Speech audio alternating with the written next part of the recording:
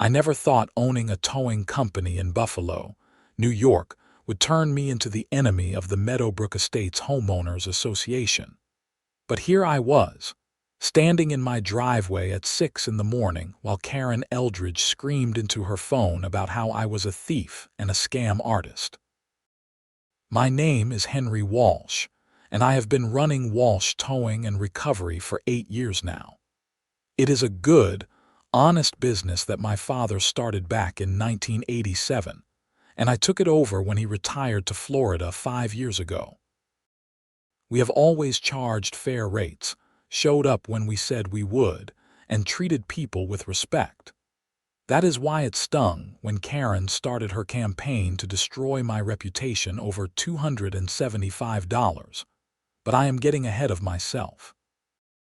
Let me start from the beginning, back when the first snow of December 2025 hit Buffalo hard and fast, dumping nearly 2 feet of heavy, wet snow across the city in less than 24 hours. I was sitting in my office on Hurdle Avenue, watching the snow come down outside my window and knowing my phone would start ringing any minute. Winter is our busy season, obviously, and the first big storm always brings out the people who forgot how to drive in snow over the summer. My dispatcher, Rosa Martinez, had already fielded about 15 calls by 10 in the morning, and we had 3 trucks out on various jobs. The call came in around 11:15. Rosa knocked on my door and poked her head in, her reading glasses sliding down her nose the way they always did. She had been with Walsh Towing since my dad ran the place, and she knew the business as well as I did. "Henry, we got a call from Meadowbrook Estates. Woman stuck in a snowbank on Oak Ridge Drive. Says she is the HOA president and needs help immediately." Rosa raised an eyebrow at the emphasis she put on immediately. "Did you give her the standard quote?" I asked, already pulling on my heavy work jacket. "I did. She said money was not an issue and to just get someone out there as soon as possible. Said she was blocking traffic and it was an emergency." I nodded and grabbed my keys. "Tell her I will be there in 20 minutes. Traffic is going to be rough with this snow." Rosa headed back to her desk, and I made my way out to the lot where my F550 wrecker sat warming up. I always kept it running during storms like this, ready to go at a moment's notice. The truck was my baby, a 2023 model with all the bells and whistles, hydraulic wheel lifts, and enough power to pull just about anything out of anywhere. The drive to Meadowbrook Estates took 30 minutes instead of 20 because Main Street was a mess. The plows had not made it through yet, and cars were sliding all over the place. I passed 2 accidents and made mental notes to send trucks back this way once I finished with the HOA president. Meadowbrook Estates was one of those planned communities that popped up in the suburbs about 10 years ago. All the houses looked similar, with their beige siding and neat little lawns, and there were about 200 homes total spread across a maze of streets with names like Willow Glen and Sunrise Court. The HOA was notoriously strict, from what I had heard around town. They fined people for having the wrong color Christmas lights or leaving their trash cans out too long. I found Oak Ridge Drive easily enough. It was one of the main streets through the development, and sure enough, there was a silver Lexus SUV buried nose first in a massive snowbank on the side of the road. The snowplow must have come through and pushed all the accumulated snow right into this spot, creating a drift about 4 feet high. The Lexus was stuck in it up to its front bumper, wheels spinning uselessly in the air. I pulled up behind the vehicle and left my flashers on, then grabbed my gear and walked up to the driver's side window. The woman inside was probably in her early 50s, with short blonde hair styled in that particular way that suburban moms seem to favor, and she wore a cream-colored turtleneck under a puffy North Face jacket. She had her phone pressed to her ear and looked extremely irritated. I tapped on her window, and she rolled it down about 3 inches, still talking on her phone. I do not care what the contractor says, Mark. The snow removal should have been done by 7 this morning. That is what we pay them for. I am literally stuck in a snowbank because they did not do their job. She paused, listening to whoever Mark was on the other end. Fine, fire them. We will find someone else. I have to go, the tow truck is here. She ended the call and looked up at me with an expression that made it clear she was used to being in charge. You took longer than 20 minutes. Roads are bad, madam. I am Henry Walsh from Walsh Towing. My dispatcher said you needed a pull-out. Obviously. She gestured at her car. I was driving to the community center for an emergency HOA meeting, and the snow removal company we hired failed to clear the roads properly. I swerved to avoid another car and ended up in this mess. I walked around her vehicle, assessing the situation. It was a straightforward job. The Lexus was not damaged, just firmly planted in the snowbank. I would need to attach my tow strap to the frame, set my winch, and pull her straight back. 15 minutes tops. All right, I can get you out pretty easily, I said, coming back to her window. I will have you on your way in about 15 minutes. Good. And since this is an HOA matter and I am the president of Meadowbrook Estates, HOA, you can bill the association directly. I will provide the information once I am unstuck. I shook my head. Sorry, madam, but I need payment at the time of service. We take cash, card, or check. My dispatcher should have quoted you $275 for this type of recovery. Karen, I did not know her name yet at this point, stared at me like I had just spoken in a foreign language. Excuse me. I just told you this is an HOA expense. You will bill the association. And I just told you we require payment at time of service. It is company policy. We have been burned too many times by people who promised to pay later and never did. Her face started to turn red. Do you have any idea who I am? I am Karen Eldridge, president of the Meadowbrook Estates HOA. We have 200 homes in this community. If you want any future business here, you will do as I ask and bill the association. I kept my voice calm and professional. Mrs. Eldridge, I am happy to do this work for you, but I need payment today. If you would like to submit the receipt to your HOA for reimbursement, that is fine, but I cannot leave without payment. Those are the terms my dispatcher provided when you called. Your dispatcher said nothing about payment. That was a lie, but I did not argue. This is absurd. Fine. Just get me out of here and I will deal with this later. I did not love the sound of that, but I also had a job to do. I went back to my truck, set up my equipment, and got to work. The snow was still coming down, thick and heavy, and I was soaked within minutes despite my weather gear. I cleared some of the snow away from her front wheels with a shovel I kept in the truck, then crawled underneath to find a good attachment point for my tow strap. The ground was freezing and snow kept falling into my face as I worked, but I finally got the strap secured to her frame. I hooked it up to my winch, made sure Karen had her car in neutral, and started the pull. The winch groaned, and for a moment, nothing happened.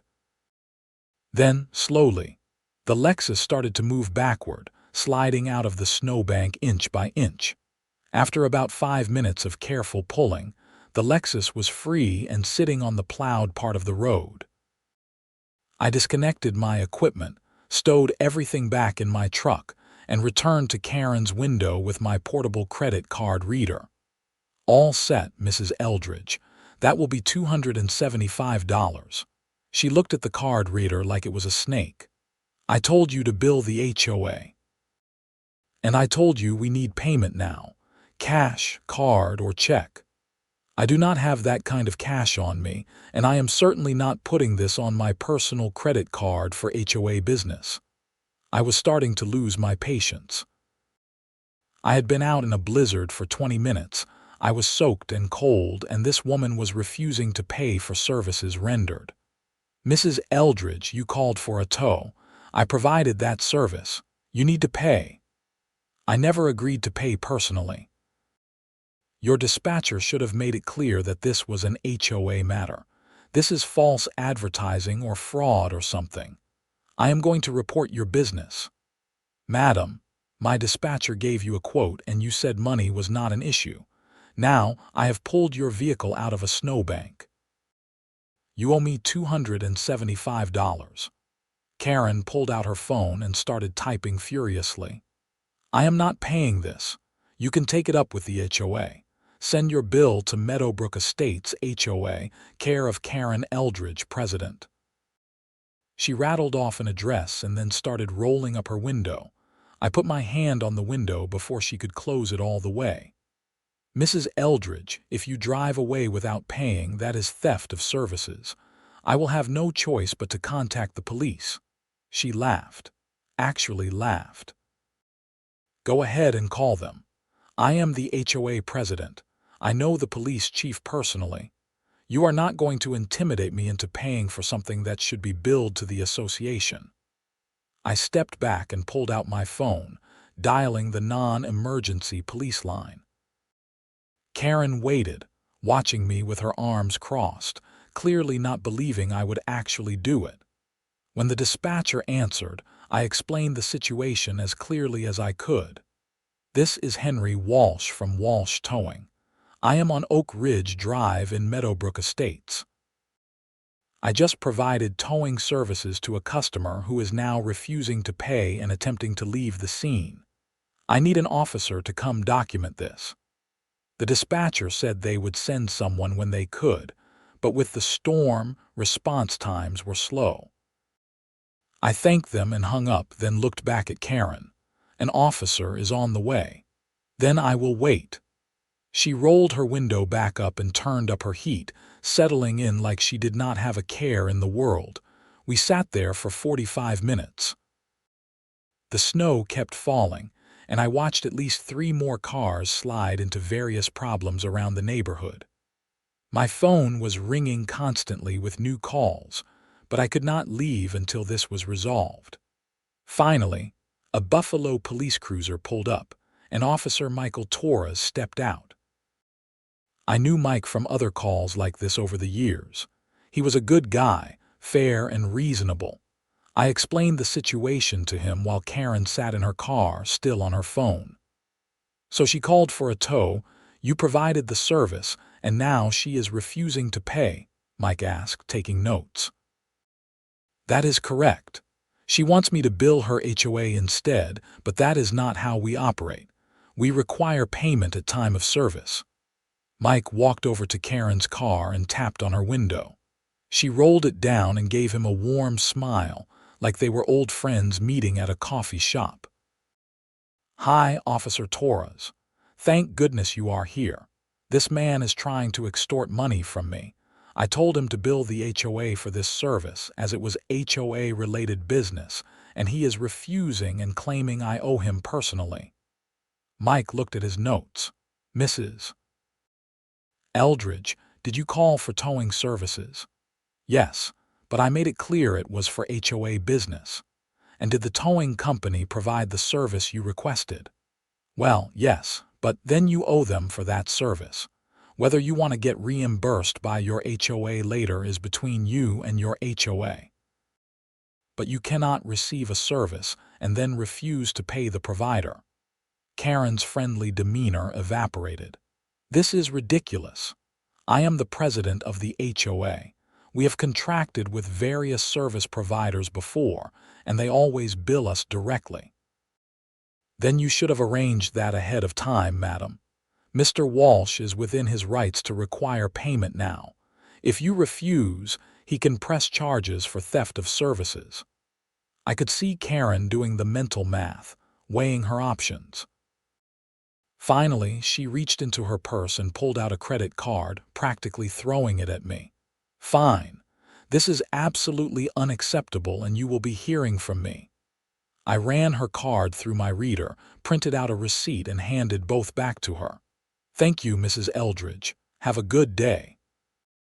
She snatched the receipt and card, rolled up her window without another word, and drove off, her tires spinning slightly on the snowy road. Officer Torres shook his head and chuckled. "HOA presidents, man. They think they run the world. Thanks for coming out, Mike. I appreciate it."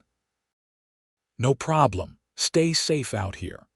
He left, and I climbed back into my warm truck, already moving on to the next call. I figured that was the end of it. I had been paid, Karen had her receipt, and we could both move on with our lives. I was very, very wrong. 2 days later, on a Tuesday morning, I was in my office doing paperwork when Rosa knocked on my door again. She looked annoyed, which was unusual for her. "Henry, you need to see this." She handed me her phone, which was open to a local Facebook group called Buffalo Area Business Reviews. There, at the top of the feed, was a long post from Karen Eldridge. The post had been up for less than an hour and already had over 50 comments.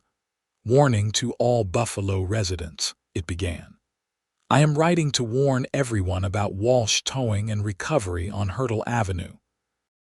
I recently had the misfortune of dealing with this company, and I feel it is my duty to share my experience so others do not fall victim to the same unethical practices. Last Sunday, during the snowstorm, I became stuck in a snowbank while conducting official HOA business. I called Walsh Towing, and when their dispatcher answered, I made it very clear that this was an HOA matter and should be billed to the Meadowbrook Estates HOA, of which I am president. The dispatcher agreed and sent someone out.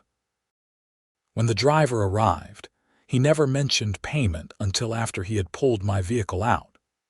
Then he demanded $275 on the spot, claiming it was company policy even though I had already explained this was HOA business. When I rightfully refused to pay personally for an HOA expense, he became aggressive and threatened me. He actually called the police and tried to have me arrested. I was eventually forced to pay on my personal credit card just to avoid being arrested in the middle of a snowstorm. This is extortion. This is fraud. This company lies to customers about their billing practices and then threatens them with arrest to get paid. I am filing complaints with the Better Business Bureau, the New York Attorney General's office, and every other consumer protection agency I can find. I am also speaking with an attorney about a civil lawsuit. Do not use this company. They are dishonest, unprofessional, and predatory. If you have had similar experiences with Walsh Towing, please comment below or contact me directly. We may be able to pursue a class action lawsuit. I read through the entire post twice, my blood pressure rising with each sentence. Nearly everything she wrote was either a lie or a gross distortion of the truth. The comments below were not much better. Some people were defending me, saying they had used Walsh Towing before and had good experiences, but plenty of others were jumping on the bandwagon, calling me all sorts of names, and saying they would never use my services. "What do you want to do?" Rosa asked. "I need to respond to this, but I need to be smart about it. Can you pull the recording of her initial call and get me the exact timestamp of when you quoted her the price?" Rosa nodded and headed back to her desk. We recorded all our calls for quality assurance and legal protection, and I was suddenly very grateful for that policy. 20 minutes later, Rosa returned with a printed transcript of the call and a copy of the audio file. I read through the transcript. It was exactly as I remembered. Rosa had answered the call. Karen had explained she was stuck in a snowbank, and Rosa had asked for the address and described the vehicle.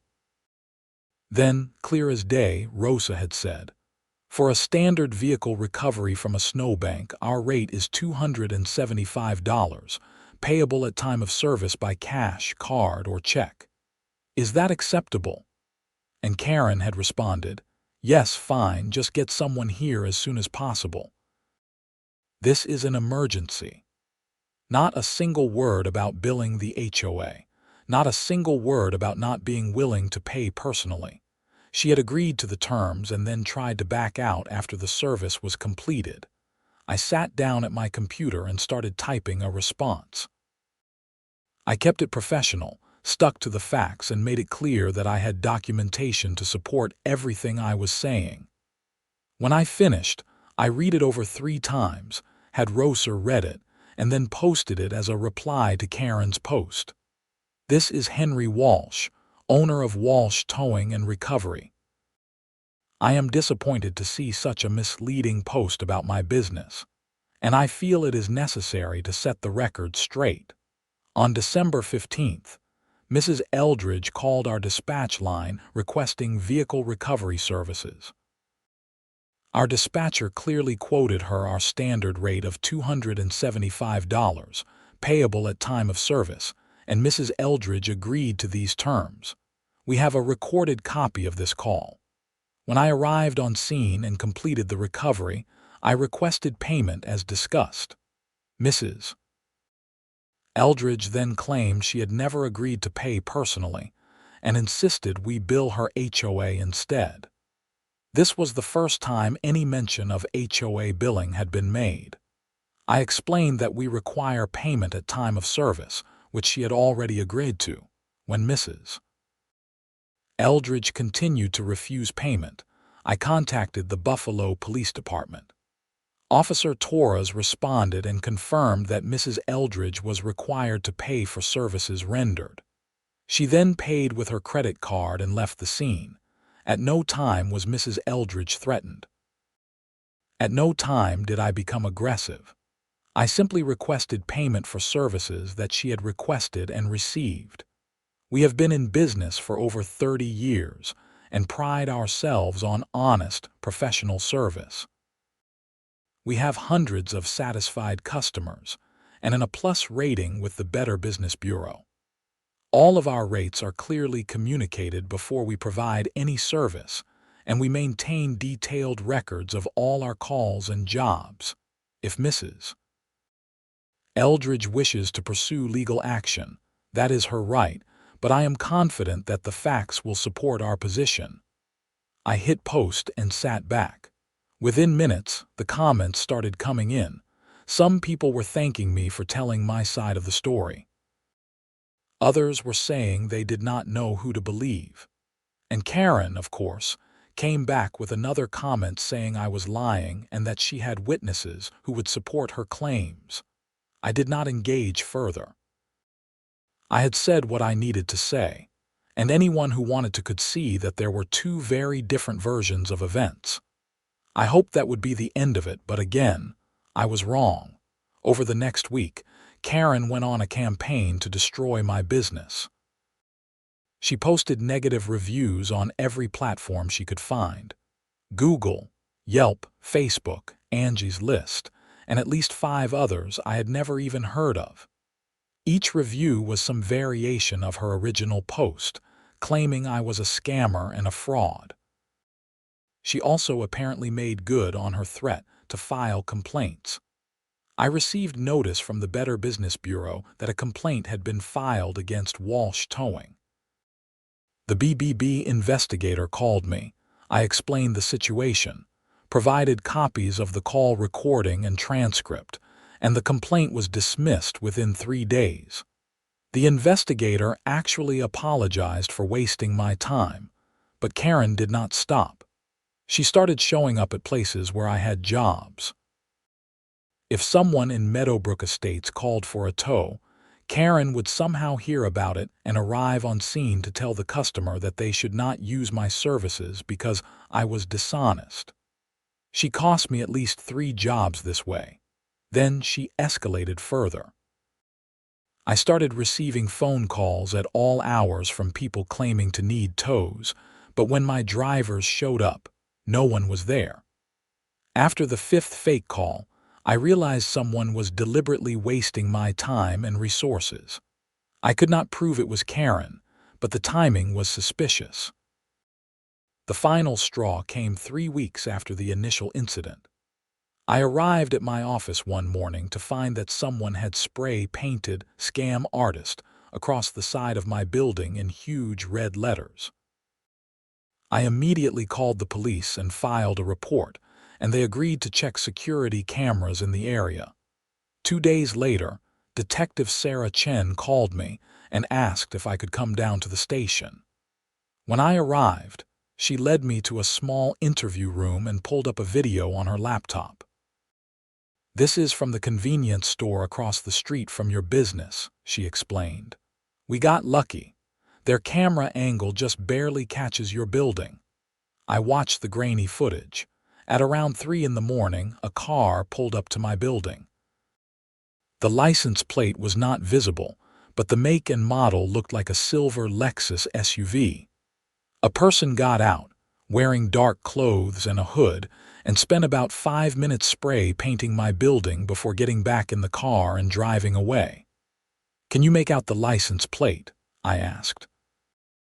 "Not from this angle, but we got another camera from a house down the street. The plates match a vehicle registered to Karen Eldridge of Meadowbrook Estates." I felt a mixture of vindication and frustration. "So what happens now?" "We will bring her in for questioning." With the video evidence and the vehicle registration, we have enough for vandalism charges at minimum. Given everything you have told me about her harassment campaign, we may be looking at additional charges as well. Detective Chen was true to her word. That afternoon, 2 officers went to Karen's house in Meadowbrook Estates and brought her in for questioning. I was not present for that, obviously, but Detective Chen called me later that evening to fill me in. "She denied everything at first," Chen said. "Claimed her car had been stolen that night and returned before she woke up, which is absurd. Eventually, her lawyer told her to stop talking. We charged her with criminal mischief in the 3rd degree for the vandalism. The DA is also looking at charges for harassment based on the pattern of behavior you documented." "What does that mean for me?" I asked. "It means you will probably have to testify if this goes to trial. But honestly, I think her lawyer is going to push for a plea deal." The evidence is pretty clear. Over the next 2 months, the legal process ground forward slowly. Karen hired an expensive lawyer from one of those big downtown firms, and he did his best to make the case go away. He argued that the video was not clear enough to definitively identify Karen as the person spray painting my building, which was technically true. But the vehicle was definitely hers, and she could not provide any alibi for that night. In the meantime, I had to deal with the fallout from Karen's campaign. My business did take a hit. Several customers mentioned they had seen the negative reviews and almost did not call. I spent hours responding to fake reviews and contacting platforms to have them removed. It was exhausting and infuriating. The Meadowbrook Estates HOA also got involved, though not in the way Karen probably hoped. Apparently, several other board members were mortified by Karen's behavior and felt she was bringing negative attention to the community. They called an emergency meeting and voted to remove her as president. Karen fought this, of course, claiming it was a coup and that the other board members were conspiring against her. The local newspaper got wind of the story and ran an article about it, which only made things worse for Karen. The headline was, "Local HOA President Charged with Vandalism After Towing Dispute," and it included quotes from several Meadowbrook Estates residents who said Karen had been abusing her authority as HOA president for years. One resident, an older man named Frank Peterson, told the reporter, "She fined me $300 because my mailbox was the wrong shade of black. I did not even know there were shades of black. She has been on a power trip for as long as I have lived here, and I am glad this is finally catching up with her." The article also mentioned the spray painting incident and included Detective Chen's statement that charges had been filed. It was a public relations disaster for Karen, and suddenly, I was not the villain anymore. People started coming forward with their own stories about Karen's behavior, both in her capacity as HOA president and in other areas of her life. Finally, in late February, Karen's lawyer approached the DA with a plea deal. Karen would plead guilty to criminal mischief in the 4th degree, a reduced charge, pay restitution for the cost of cleaning and repainting my building, and complete 100 hours of community service. In exchange, the harassment charges would be dropped, and she would avoid jail time. I was not thrilled about it. I felt like Karen deserved more serious consequences for everything she had put me through. But the DA explained that going to trial was expensive and time-consuming, and there was always a chance a jury would acquit her despite the evidence. The plea deal guaranteed some measure of justice and got me my money back. Karen accepted the deal. On March 3, 2026, she appeared in Buffalo City Court and entered her guilty plea. The judge accepted the plea, ordered her to pay me $3,000 in restitution, which covered not only the building repairs but also the time I had spent dealing with her harassment, and sentenced her to 100 hours of community service at a local homeless shelter. The judge also had some choice words for Karen during the sentencing. "Mrs. Eldridge, you held a position of authority in your community, and you abused that position to pursue a personal vendetta against a local business owner who was simply trying to do his job. Your behavior was petty, vindictive, and illegal. I hope you use your community service hours to reflect on your actions and consider how you treat others in the future." Karen stood there, stone-faced, as the judge spoke. Her lawyer had clearly told her not to react, but I could see the anger in her eyes. She still believed she was the victim in all of this. After the hearing, I stood on the courthouse steps, feeling a strange mix of relief and exhaustion. Detective Chen came up beside me and offered a handshake. "Congratulations, Mr. Walsh. Justice is not always pretty, but it is something." "Thank you, Detective. I appreciate everything you did. Just doing my job. For what it is worth, I think you handled this whole situation with a lot more grace than most people would have." I went back to my office and tried to return to normal life. The restitution money came through about 2 weeks later, and I used it to not only repair the building but also to upgrade my security system. I installed high-definition cameras covering every angle of the property, with cloud backup and motion detection. If anyone ever tried something like this again, I would have crystal-clear evidence. The negative reviews gradually got buried under new, positive reviews from satisfied customers. The fake service calls stopped. My business slowly recovered, though it took a few months to get back to where I had been before Karen's campaign.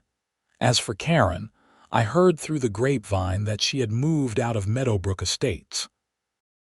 Apparently, after being removed as HOA president and becoming the subject of that newspaper article, she could not stand living there anymore.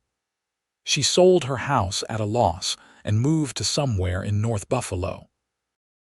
The new HOA president, a woman named Linda Chen, actually reached out to me personally to apologize on behalf of the association. She explained that they were implementing new policies to prevent future abuses of power and wanted to make things right with me. As a gesture of goodwill, she offered Walsh Towing a contract to be the preferred towing provider for the Meadowbrook Estates community. I accepted, figuring it was a good opportunity to rebuild my reputation in that area. The first time I got called out to Meadowbrook Estates under the new contract was in early April. A young couple had locked their keys in their car, and they needed help getting back in. It was a simple job, and they were grateful and friendly. As I was finishing up, the husband asked, "Hey, are you the guy who had that whole thing with Karen Eldridge?" I nodded, not sure where this was going. "Man, thank you for standing up to her. She made life miserable for a lot of people in this neighborhood. My wife and I actually thought about moving because of her. It is so much better now that she is gone." That conversation, more than anything else, made me feel like the whole ordeal had been worth it. I had not set out to take down an abusive HOA president. I had just wanted to get paid for an honest day's work. But sometimes standing your ground and refusing to be pushed around has ripple effects you do not expect. I got back in my truck and headed back to the office, already fielding calls for the next job. The snow had finally melted, and spring was coming to Buffalo. Business was good, my reputation was intact, and I had learned some valuable lessons about documentation, persistence, and not backing down when you know you are right. A few weeks later, I was having lunch at a diner on Delaware Avenue when I noticed someone staring at me from across the room. I looked up and saw Karen Eldridge sitting in a booth by the window. Our eyes met for just a moment, and I could see the recognition and anger flash across her face. I nodded politely and went back to my sandwich. She got up and left without finishing her meal. I never saw her again after that, and honestly, I was fine with it. I had no interest in gloating or rubbing her face in what had happened. The whole situation had been a waste of time and energy for everyone involved. All because she did not want to pay $275 for a service she had requested and received.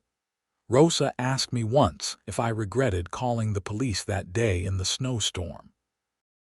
"Maybe if you had just let her go and written it off as a loss, none of this would have happened," she said. I thought about it for a minute before answering. "Maybe, but then what? She gets away with stealing from us, and we send a message that people can just refuse to pay if they are pushy enough. Where does that end? How many other customers start trying the same thing?" Rosa nodded slowly. "You are right. It is just a shame it had to go so far." "Yeah, it is.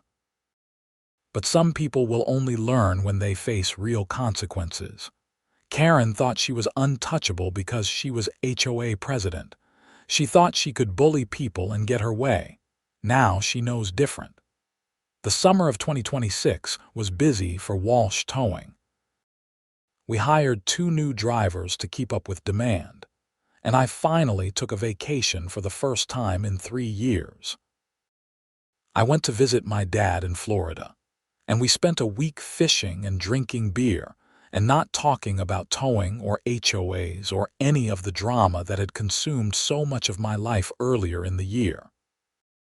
When I got back to Buffalo, there was a letter waiting for me from the New York Attorney General's office. Apparently, Karen had actually followed through on her threat to file a complaint with them, claiming fraud and deceptive business practices. The AG's office had investigated, reviewed all the evidence I provided, and closed the case with no action taken against Walsh Towing. The letter included a polite note saying that the complaint appeared to be retaliatory in nature and that no violations had been found. I filed the letter away with all the other documentation from the case. I had a drawer in my office that was entirely dedicated to the Karen Eldridge saga, filled with police reports, court documents, call recordings, and complaint responses. I hoped I would never need any of it again, but I kept it all just in case.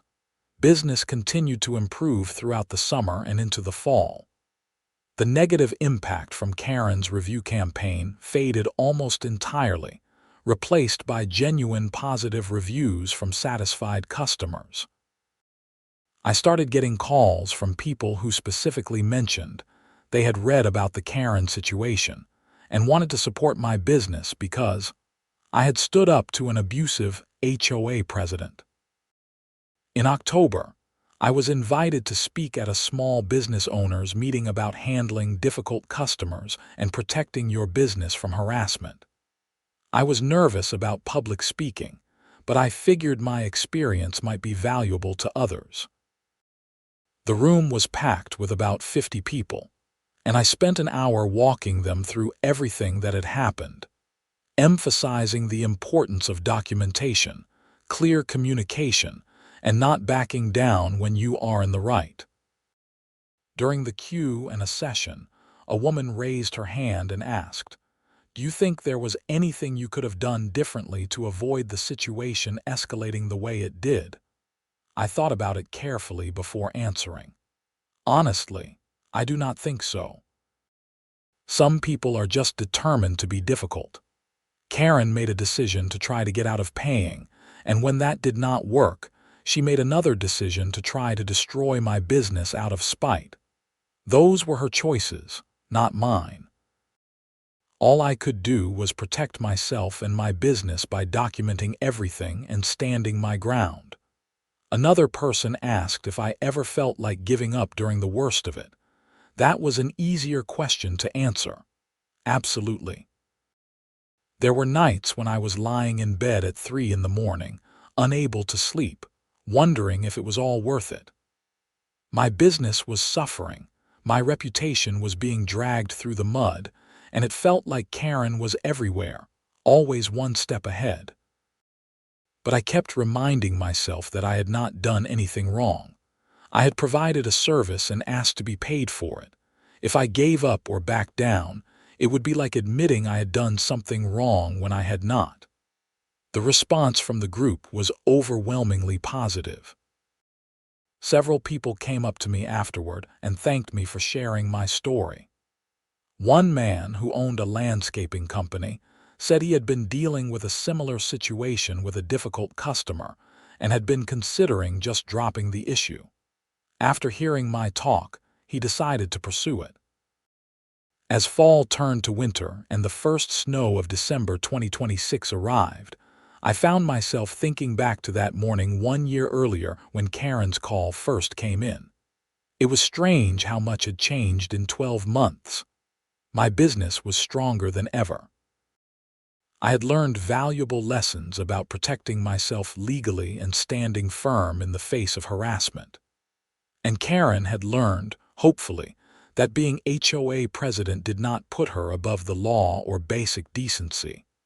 I was in my truck one evening, heading home after a long day, when my phone rang. It was Linda Chen, the new HOA president of Meadowbrook Estates. "Henry, I wanted to give you a heads up about something," she said. "Karen Eldridge tried to attend our HOA meeting tonight. She showed up claiming she still had rights as a former president to participate in community discussions. We had to have security escort her out. Is everything okay?" "Yes, we are fine. But she was saying some things about you, making accusations. I just wanted you to know in case she tries to start something again." I thanked Linda for the warning and hung up.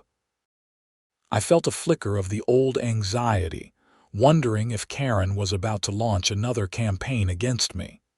But then, I reminded myself that I had been through this before and come out the other side. I had documentation of everything. I had court records showing her guilty plea. If she tried anything, I was more than prepared to defend myself. But nothing happened. Either Karen thought better of it, or security's response at the HOA meeting scared her off. The weeks passed, and I heard nothing more about her. Christmas came and went, and as January 2027 began, I found myself reflecting on the entire experience. It had been a rough year in many ways, but it had also taught me a lot about resilience, about standing up for yourself, and about the importance of running an honest business with integrity. One morning in mid-January, I was going through the mail when I found an envelope with no return address. Inside was a short, handwritten note on plain paper. It said, "I still think you were wrong, but I am sorry for how I handled things. I hope we can both move on." It was signed simply with the initial K. I stared at the note for a long time, trying to figure out how I felt about it. It was not much of an apology. She still thought I was wrong for asking her to pay for services she had requested, but it was something, I supposed. An acknowledgement that her behavior had been out of line. I showed the note to Rosa, who read it and shook her head. She cannot even apologize properly. No, she cannot, I agreed, but I will take it. At least it is over. I filed the note away with all the other documentation and went back to work. There were cars to tow, customers to help, and a business to run. The Karen Eldridge saga was finally, truly over. Looking back now, almost a year and a half after that snowy morning when I pulled a Lexus out of a snowbank, I can honestly say I do not regret anything about how I handled the situation. Could it have been easier if I had just written off the $275 and let Karen go without paying? Maybe. But it also would have been wrong. Running a business is not just about making money. It is about having standards and sticking to them, even when it is difficult. It is about treating people fairly and expecting to be treated fairly in return. And sometimes, it is about standing your ground against someone who thinks they can bully you into submission because they have a title or authority in some other context. Walsh Towing is still going strong. We are busier than ever, and we have earned a reputation not just for good service but for integrity. People know that when they call us, they will get honest answers, fair prices, and professional work. That reputation is worth more than any single job or any amount of money. As for Karen Eldridge, I genuinely hope she learned something from all of this. I hope she treats people better now and thinks twice before abusing whatever authority she might have in the future. But that is up to her. I did my part by standing up for myself and my business. What she does with the consequences of her actions is her responsibility, not mine. It is funny how something as simple as a towing job can spiral into months of conflict and legal drama. All because someone thought the rules did not apply to them. All because someone valued their pride more than basic honesty and decency. But that is life sometimes. You deal with what comes your way, you do your best to handle it with integrity, and you move forward. I am still pulling cars out of snowbanks every winter. I am still charging $275 for standard recovery jobs, payable at time of service. And I am still standing my ground when customers try to weasel out of paying. Because that is what you do when you run an honest business in a world that does not always reward honesty. The snow is falling outside my window right now as I finish up the day's paperwork. My trucks are out on various calls, and the radio is crackling with updates from my drivers. It is just another winter day in Buffalo, and Walsh Towing is doing what we have always done, helping people out of tough situations and asking to be paid fairly for our work. And if another HOA Karen tries to pull the same stunt, well, I have got the experience and the documentation to handle it now. Bring it on.